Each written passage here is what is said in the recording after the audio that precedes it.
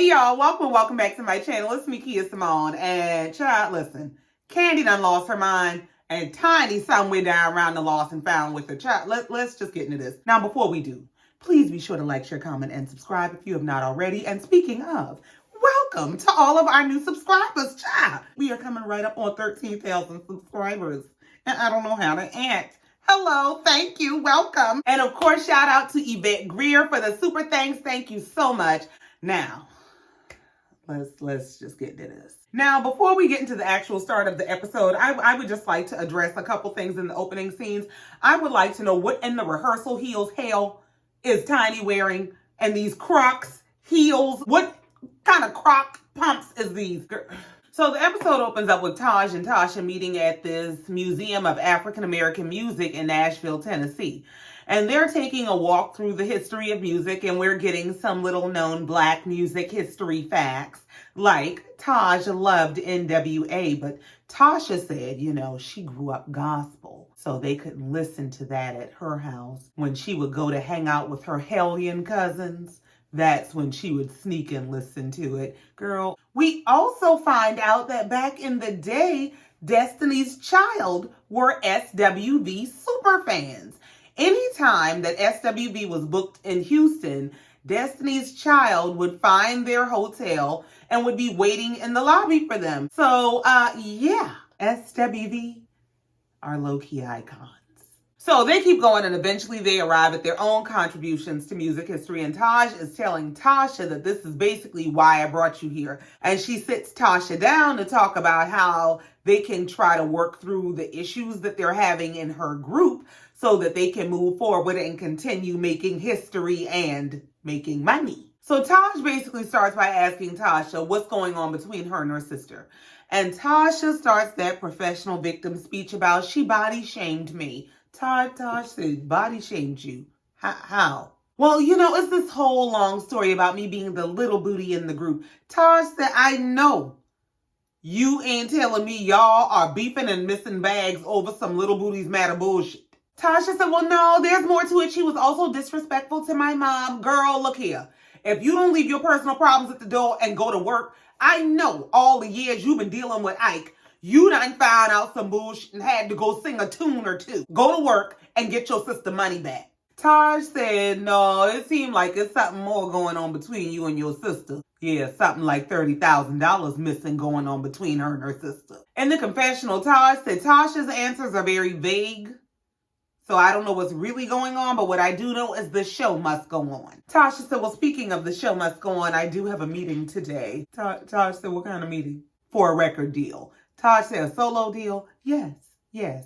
I plan on stepping out this time and not having fear. Girl, she said, I just need some freedom, but I'm just trying to figure out from what. If she's saying that the group is holding her back and the group is a problem, what was the barrier when the group wasn't together? So then we move on and we go to Virginia Beach and see Coco, and she's catching up with a couple of her friends. She's been on the road and they've been out of town and busy, so they haven't seen each other. Her guy friend Troy asked how she's been doing mentally, and she said she's been doing well. And she lets us know in the confessional that back in 2017, she was diagnosed with bipolar depression. And she said the tipping point that made her go get diagnosed and get help was that she was thinking about taking somebody out. She said that's when she realized that the issue was far deeper than she understood. So she went and got help. And it's one of the best things that she ever did, because she could have been locked up. They won't let me out right now. She did get diagnosed and medicated, and the medication has helped her calm down a lot. And child, I tell you, it's better to be on the prescription than on the prison yard. So as they're sitting at the table talking and laughing, her guy friend says to Coco that she's in the third quarter of her life and that she needs to just enjoy that shit. And her girlfriend who's sitting next to her says, yeah, you ain't young no more. And Coco said, who are you talking to? To prove that she got all her youth, Coco starts announcing that she might be 52, but her box is 21 Savage. Girl, I don't know. I don't know if it's me. I don't know if I'm a prude. I mean, I kind of know I'm not a prude, but maybe I'm a prude, and I don't know. But I just cringe for some reason when I see these conversations on TV. And I get, here's the thing.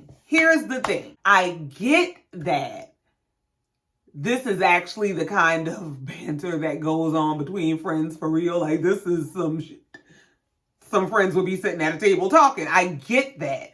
But I don't know why. I just don't want to see it on TV. I don't know. And I know that we want real reality shows with real people and real realities, and this is the real reality. So I guess I don't know what I want, but I don't know. I cringed and I needed to get it off my chest. But I mean, that's her in her box. That ain't my business. Moving on. So we move on and we see SWV is out doing shows because they got their shit together. And then we move on to Tamika's house where she's being visited by Mama Glow. So Tamika's at home cooking, preparing for her mom to stop by. Her mother gets there. She rings the doorbell. Tamika goes and opens the door and this lady just stood there. Ma'am, did you come all this way to be dramatic at the door? Would you please come inside? So she finally goes in and she asks Tamika, are you okay? And Tamika said, yeah, and I'm happy to see you. Are you sure, lady? She said, well, I'm happy to see you too. Tamika's telling her mom how she cooked her favorite foods and she had made their plates. And so they sat down to talk. So Tamika starts by saying, I just wanted to make things right. And her mom says, you know, the last time we talked, it really broke my heart. So her mom goes on and said, tell me what's going on between you, me, and Tocha. Tamika starts by explaining that you show favoritism. Her mom said, I show favoritism? How do I show favoritism? So Tamika starts explaining you allow her to express herself, and she literally cannot finish what she's saying because her mother interrupts her and does not allow her to express herself. And she says, well, I allow Tocha to express herself because she don't come at me in a disrespectful way.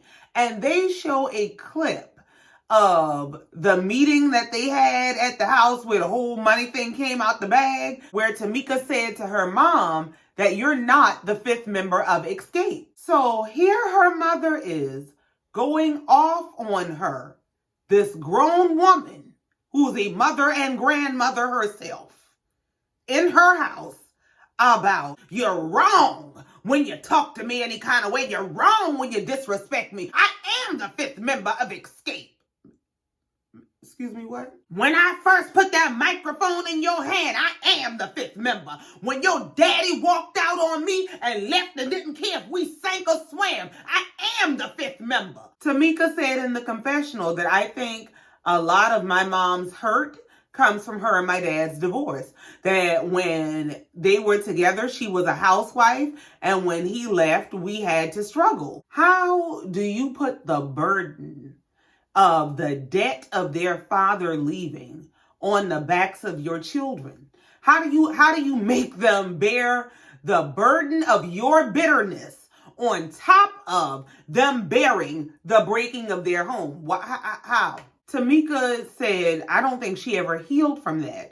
And as Tamika is saying that in the confessional, her mom is sitting at her table screaming at her about, I don't deserve disrespect on no level. First of all, I don't feel that Tamika disrespected her mother. I think she had a passionate display of emotion regarding her sister stealing $30,000 and her mother sweeping it under the rug. Furthermore, her mother has this very common mentality that I am due all respect and I don't owe any respect. I can talk to you any kind of way. I can treat you any kind of way. I can participate in stealing and hiding your money, and you better not question me about it because I don't owe you no respect, but you owe me all. I don't know what in the God complex Pastor Woodbine got going on, but she gonna have to get help for it. And as she's continuing to scream at her at the table in her house, Tamika said, I feel like I get beat up on because when my mom looks at me, she sees my dad. I'm a daddy's girl. We act just alike. She's screaming, I'm the silent member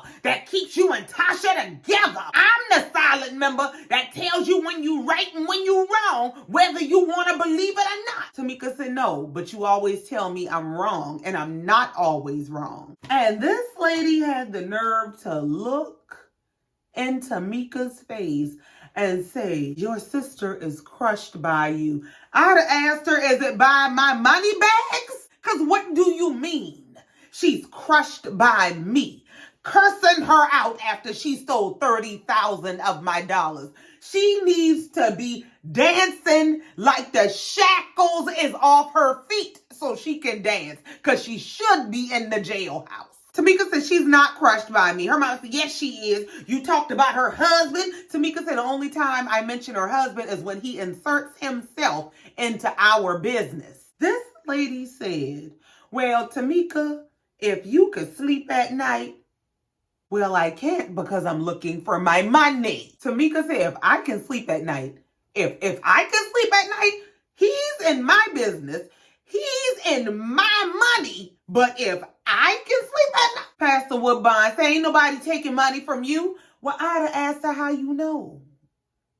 How are you so sure that ain't nobody taking money from me? Why are you so convinced that you know where all the money is moving? How do you know? Oh, we was going to be counting the church's money. Tamika said, you see how hard you going for them?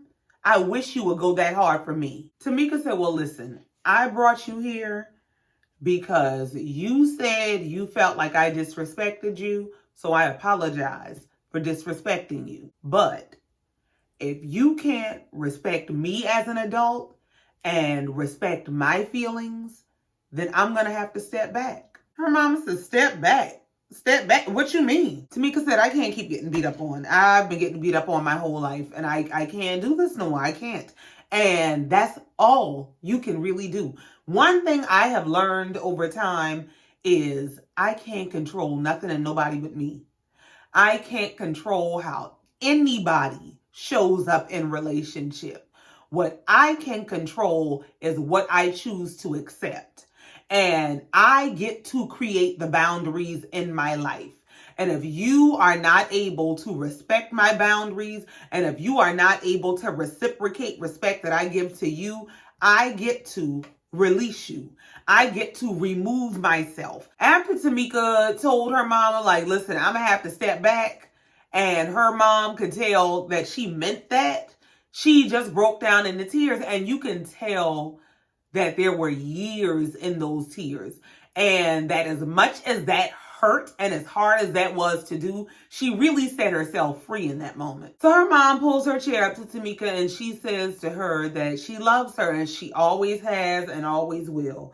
She said, if you feel like I've been less of a mom to you and more of a mom to Tocha, then I'm sorry. They end the conversation with her mom saying to her that, you know, I'm here for you and I love you more than anything. And listen, I don't doubt that Tamika's mother loves her. But love is a verb. It shows up in how you treat people. It is more than just, I provided for you, I paid the bills, I made sure your needs were met. It's treating somebody like a person and caring how they feel and having their best interests at heart. You know, you'll say, I love you and I'll do anything for you, but could the one thing you do for me be treat me right? So then we move on and we see Taj stop by Candy's house. Taj just stay in Escape's business because she is over there dropping off the tea that, listen, I don't know if you know, but y'all girl was in my city talking to Motown about a deal. Candy said, who?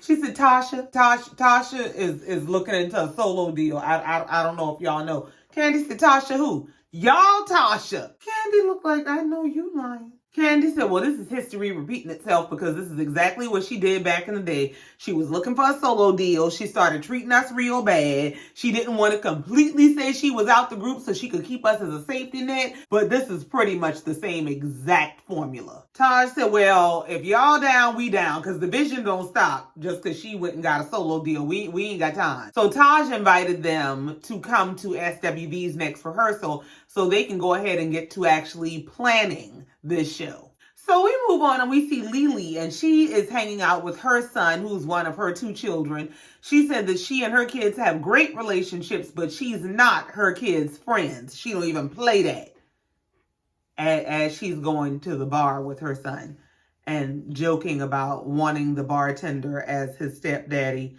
and talking about her alter ego, Sister Hot Pussy. What girl? What? So we find out from Lily that her son is a rapper who she thinks is absolutely amazing. She said she would put him up against anyone, but he is primarily relying on her and her connections to try to move forward in the industry. And she said she'll help him a little bit, but she's not going to open the door for him. He has to open it himself like she had to. This drives me nuts. I do not understand what our love affair is with struggle. Why we see struggle as a rite of passage. I mean, I know why, but I don't know why. Still, to this day, we're operating in this mentality. It boggles my mind when people become successful and then they become the gatekeepers of success. Like, I ain't letting you in unless you come up here covered in mud. You got to be able to prove you got this out the mud if you want to come in here. I don't care if I am your mama. To become successful in an industry that is probably one of the most difficult industries to succeed in, and then tell your child, no, you can't use my connections, is wild to me. Like, if poverty were a plantation and you found a path to freedom, would you tell your child, this is my path, you got to find your own way? Or would you help your child to freedom using the path that you found? It's like you break the generational curse and then you're bitter that it's broken. And you feel like, well, because I had to struggle, you got to struggle too. Well, why? Why would you want for your child to have to go through the same struggle you went through? And don't get me wrong, I get wanting to create a work ethic and wanting to create a drive and wanting him to make his own way and develop relationships and learn to network and all of that. But isn't that the point of trying to succeed and achieve? Is to do better generation by generation? That's a whole sidebar, but that drives me up the wall. I can't stand that mentality. But anyway, her son is rapping and he's about to put out an album, I believe. Good luck and God bless. And she is working on her erotica audiobooks that are stories written by her alter ego, who is this sexually free personality called Sister Hot See, girl, child. She says she's pursuing this because she wants to secure herself as something more than just the girl from SWV, because she's been just the girl from SWV before and SWV broke up and she went through hell and back. She said there was a point where she was actually homeless and living in her car, and she eventually was able to get a 9-to-5 and take control of her life, but she doesn't want to be vulnerable to that type of situation again. So then we move on and we see Tocha in the studio working on this Empire Records gospel album. And as she's in the studio recording, here comes her husband stumbling up out the gutter looking like Ned the Wino, dancing and carrying on. I don't know how Tocha ain't embarrassed by this man. She said, oh, you came in bopping to it. That must be a good sign. Yeah. We like it. Look here, anime. See? Y'all thought I was crazy when I was around here calling him Ike. I know what I be looking at. That's an old Ike spirit. That spirit just identified itself. So they sit down to talk and waste all these paid professionals' time. So she asked him, well, what's up? He said, nothing, I just came up here to see what y'all doing, pop in on your session. If you don't find you a job, he said, well, I really should get on the mic. No, you shouldn't, Ike. She said, well, what you want to do? You want to rap? So, of course, they ain't got nothing to talk about but the business of her. So she starts telling him how she got a text from Candy about coming to this SWV rehearsal so they could talk about doing this show together. And he said, well, are you going? I don't know. And well, it's obvious that the situation with you and Tamika is affecting you. And yeah, I know. And he said, well, does Tamika want to fix it? And in the same breath, well, it's obvious she doesn't, because, she's accusing me of stuff. Mother. He said, but it's okay because I forgive her. You can keep your forgiveness. Give her damn money. So he said, well, have you told the Escape ladies what you got going on over here? And she said, no, because she don't want nobody putting bad juju on top of her already bad juju. And Ike said he thinks she should go to the meeting and take the mic and remind them of who she is. I said, you know what? While you worry about everybody else, I think you looking your bad juju in the face. So then we move on to Coco's house where she's at home with her son. Well, he's at home singing into the phone trying to drop his mama some hints. And she comes out and starts messing with him about be quiet. And they're complimenting each other on their voices. And he said, well, you know, I got my voice from you. She said, oh, you must want something. He said, well, I did have seen this Balenciaga bag I want. And she said, no. What you can do is you can keep on going to school so you can become that dentist you wanted to be. And you can buy your own Balenciaga bags. He said, well, about that. He don't want to go back to school. He said he really does not think that school is for him. He wants to pursue his creative arts and he wants to sing. Coco ain't hearing it and ain't having it. She turned into Diamond's daddy on Players Club. You're going to school. He said he's not interested in dentistry. She said, yes, you are. He said, how you going to tell me what I'm interested in? She said, because I'm your mama. Because I'm paying for it. Because I know you need an education. So I know you is interested in dentistry. She said you can sing on the weekends, karaoke, at the car wash, whatever you want to do on the side. But you need to get an education and get you a career. That's what you need to do. She says she never got to go to college and she wishes she did. Her oldest son didn't go to college. And she's telling him, you know, there aren't a whole lot of black dentists. And he said, well, listen, I'm not willing to sacrifice my happiness to make everybody else around me happy. Coco said, all right, well, if you bad, tell your grandmama. Call your grandmama and tell your grandmama you don't want to go back to school. You bad. He said, okay. Coco had to remember that him and his grandmama is best friends. She said when she would be touring back in the day, her mom would keep her son. And so they were the best of friends. So, yeah, this might not work out like you saw it going. So he starts explaining to his grandmother what his dilemma is about not wanting to go back to school. And of course, she's disappointed, but far more understanding than Coco expected. He told his grandmother he just doesn't feel like school is what he wants to do. And he feels like a fair compromise would be for him to take a year off and for him to pursue his singing and his creative arts. And then see where he is in a year. And if he wants to go back to school in a year, then he'll go back to school. And Grandma said, I think that's fair. Coco said, nah, I know you lying. Why he didn't get the Sister Act treatment? Why he didn't get the singing doesn't pay the bills. Singing doesn't put food on the table. Why he didn't get that like I had got that? Her mama said, didn't you get to sing? Didn't I let you sing? Coco said, yeah, you let me sing after you left me 1,000 notes about get a job, because singing don't pay the bills. Remember? Now, I honestly get both Coco and her son's points of view. I think Coco wants her son to have stability, have something that you can fall back on, because the entertainment business, as she said, it is finicky. They will love you today and hate you tomorrow. They will chew you up and spit you out. And so, you know, she doesn't want her son to be vulnerable. I want you to have security. From her son's perspective, I don't want to do with my life what somebody else wants me to do with my life. And that's a difficult turning point, especially for a young person when you're 18, 19, 20 years old and you come to realize that thing I thought I wanted to be for so many years, you start studying for that. And I don't know if that's what I want to do.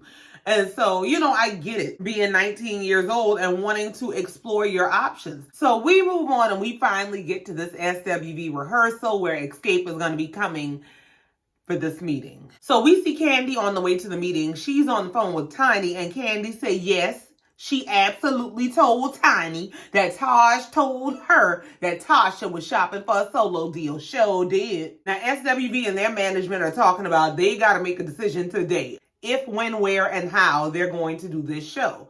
Now, Taj said, well, listen, I talked to Candy, and Candy said they don't know what Tasha is doing, but the rest of them is down. So we should be good to go either way.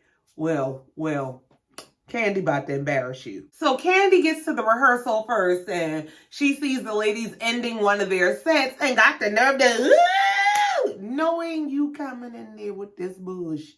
Now, Tiny and Tasha get there at the same time. Now, you know, Tiny come up with her shit. What's up, superstar? Yeah. You think we don't know you got that deal. Tiny said in the confessional, Tasha never told her that she was shopping for a deal, but she could tell by the way she was acting, because Tasha was doing what Tocha does, walking out of meetings, treating them like the help, all kind of stuff, you know. Tiny said, but it all kind of makes sense now. I think she was doing all that because she knew she had the solo project coming up. You know, she had to build up that drama. Now that everybody is there, Taj starts the meeting and says, what do y'all think about doing one big night, one big collaborative show between SWV and XSCAPE? Everybody put their hands in. And everybody puts their hands in except Tocha. Just, here we go. She's sitting there cockeyed and looking crazy. And just, girl, why is you here? Tocha finally puts her hands in. I mean, we'll see how this gonna go. We'll see. I mean, now we love y'all. We definitely love y'all. If you don't say them 1993 media answers. So they start trying to talk about the timeline, about trying to plan this for about a month down the line. Well, Candice, well, hold on. Before we get there, we were wondering how is this going to work in regard to the billing, because we were headlining our last tour. So what? The manager said, well, I think it only makes sense that we're dealing with two legendary groups that both of you should co-headline. Candy said they don't want to do that. Candy said they feel like they should have top billing on their tour. Taj said, y'all tour. Candy said, I mean on any tours that we're on. Coco said, we're going to pass. Bill y'all as the headliner. We'll bill you as the out your minder. Taj said, this show we should co-headline. Candy said, okay. Coco said, do you know who you're talking to? Coco said, we are SWV. We have sold how many 30 some odd million records to your 7? Lily tries to come in and reason with these fools, because at this point, XSCAPE is the own damn problem. They go implode one way or another. It's like they have one mode and it's self-destruct. Lily said, listen, this is a celebration. It's not a competition. It's not about whose name is bigger. Coco ain't got time for diplomatic bullshit. Coco says, so y'all don't want a co-headline? Candy said, listen, this is no disrespect to y'all. It's not personal at all. But realistically, we've been headlining our tours. Taj says, since you came back. In other words, you ain't never headlined a tour when y'all were a current act. And now, when y'all is doing the oldies goldies, you think y'all should be the headline over us? Y'all ain't been the headline over us 30 years ago. Why y'all should be the headline now? Tiny is in the confessional looking like a motorcycle madam. But yeah, SWV got some hits. But do they have the fan base that we had? No. People watch me, Candy, doing our thing on TV, and then they go, oh, these girls sing. Tiny, if you think that's why people are following you, you are as delusional as you look. People are not following you because, oh, I get to watch her on TV. Oh, she sings. Girl, they know who you is. They know who you is. It's a high-priced train wreck for free. That's why. Taj said, y'all can headline anything y'all want to headline after this. But for this particular evening, we gonna need to co-headline this. I mean, that's the only thing that makes sense. Taj said in the confessional, the thing about it is, XSCAPE never headlined. They were never a headline act in the 90s. And now, Tiny and Candy want to come with this whole, oh, we're reality stars BS. You're basically saying you're pulling an audience because you have a social media following, not because you're some powerhouse group. That would be the truth. So Tiny tries to speak up because this is going left. And Tiny said, well, you know, it's just the business part of all of it. Taj said, oh, so basically y'all want to be paid more than us because y'all ain't going to talk in circles to us. So Candy starts making it about whose name is bigger. And, you know, when you have a couple groups together, one name will be bigger than the other. And Taj said, so you want a co-headline? You just want y'all letters to be bigger? Lily said, you know what? I ain't got time for this bullshit. I'm going to the bathroom before I start moving furniture around this mother. Coco said, yeah, me too. Coco walked out and said, I sold 30 million records, bitch. I ain't opening for nobody, bitch. Taj said, it's disrespectful because we laid the groundwork for y'all to come out. I would just like to know if Destiny's Child was following XSCAPE around anywhere. I just would like to know. Coco said at this point, she don't know if she want to do the one show. Y'all can keep it. So I watched Candy speak on it to see what Candy had to say to expound on this whole expectation that they should be the headliners.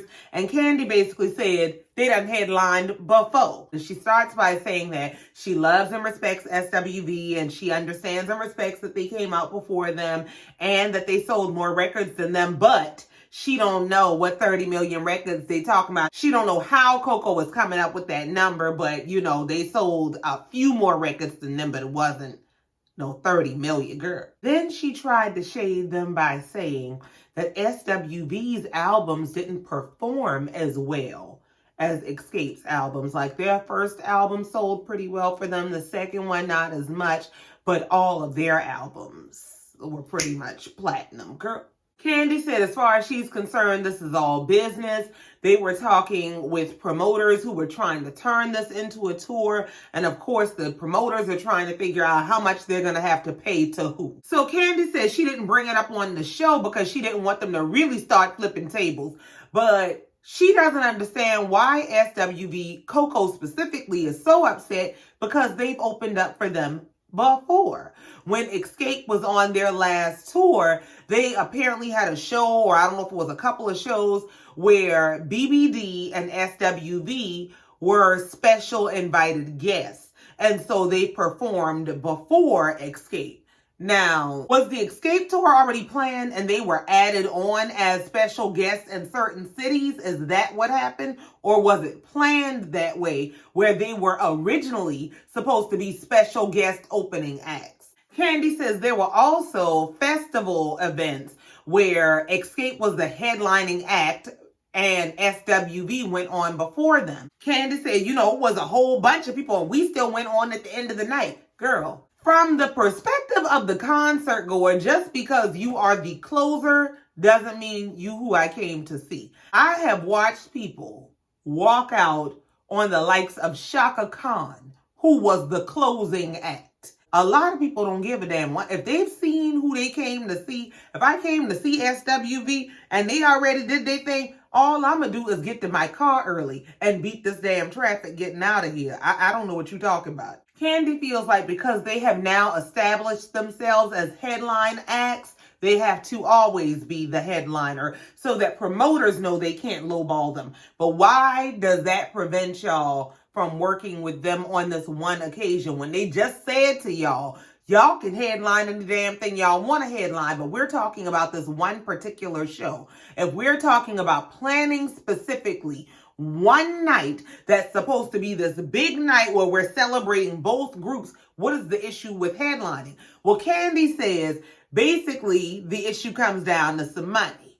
That at the time, XSCAPE's fee was 3 to 4 times higher than SWV's fee. So they didn't want to cut their fee to be paid the same thing as SWV. Even Kandi's assistant who was helping her said, but it sounded like she was saying she would be fine with y'all getting paid what y'all got paid. Kandi said, no, because I heard somebody said something about y'all don't want to split it equal. No, she said y'all don't want to co-headline. Now, however y'all work out y'all fees is how y'all work out y'all fees. Kandi said she loves SWV, but even if you sold more records in the 90s, it's about who sells more tickets today. And because she and Tiny have this social media following, they are able to sell more tickets, and they sold out their last tour. Kandi think they the Jackson 5, and they get on my nerves. Part of the reason XSCAPE got the turnout XSCAPE got is XSCAPE did a whole reality show promoting this bullshit. People got inside the drama, which is part of what promoted this tour. Kandi is going on and on and on about how SWV has done too many shows and they've oversaturated the market and promoters aren't going to want to give you what you want to charge. What does that have to do with y'all were refusing to cooperate? Y'all are literally refusing to cooperate for one show on some diva bullshit. And I don't want to hear all these bunch of dynamics and business this and business that. It's literally the exact same type of problems that y'all have inside the group, y'all are now having with another group. Y'all are dysfunctional. That's just what it comes down to. XSCAPE is a group full of ego monsters. I cannot with them. And Tamar dropped her 2 cents on it. Tamar said, imagine having the biggest ego for being the most non-singing ass person in the industry. And that was, of course, after Tamar said Candy and Todd tried to jump her child. That's too much. I didn't have enough energy to go down that rabbit hole. I have to go see what Tamar talking about. What? They tried to jump you. Child, next week it'll be more meetings, more fighting, and more Tasha not showing up. But that's it. That's all, and I ain't got no more. Thank you so much for coming down here, listening to me, and letting me get this off my chest. Please be sure to like, share, comment, and subscribe if you have not already. And in the meantime, until next time, just like every time, I love you and I mean it. Bye.